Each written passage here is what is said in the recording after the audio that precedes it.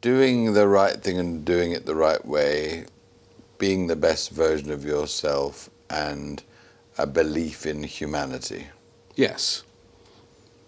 Are the things that I bring to the party and the things that I see.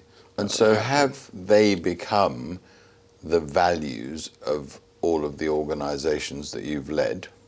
I've tried to make sure that is the case, yes. And I've always done a lot of hard work doing customer feedbacks.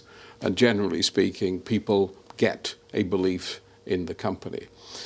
I've got one little anecdote which I think was very interesting. When I got to Jaguar Cars, they were all on strike. Michael Edwards had said that all the people at British Leyland had to be paid the same way with a pay scale of 7 grades or whatever. And so the assembly line worker at Jaguar was going to be paid the same as an assembly line worker at Austin. And of course, my Jaguar people did not like that. And they were simply going to stay on strike forever.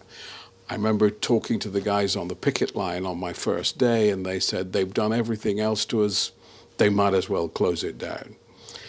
And anyway, I persuaded the shop stewards to give me a chance, to try and get the workforce together and to try to persuade them to come back to work because they could believe in me. I was going to make things better.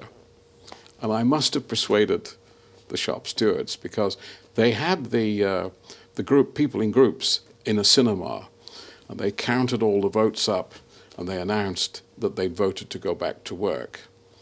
One of the shop stewards, many years later, 5 or 6 years later, confided in me by saying they'd fixed the vote. They'd actually voted to stay on strike, but they told them they'd voted to go back to work. And by the way, it showed you the way that shop stewards worked. And they didn't tell me that for many, many years. But I had a sort of love-hate relationship with these guys because actually we would never have got off the ground if they hadn't persuaded the people to go back to work and also gerrymandered the result. I mean, clearly it was obviously closely run because otherwise they wouldn't have been able to do it. But they added up the numbers in such a way that they said they'd voted to go back to work.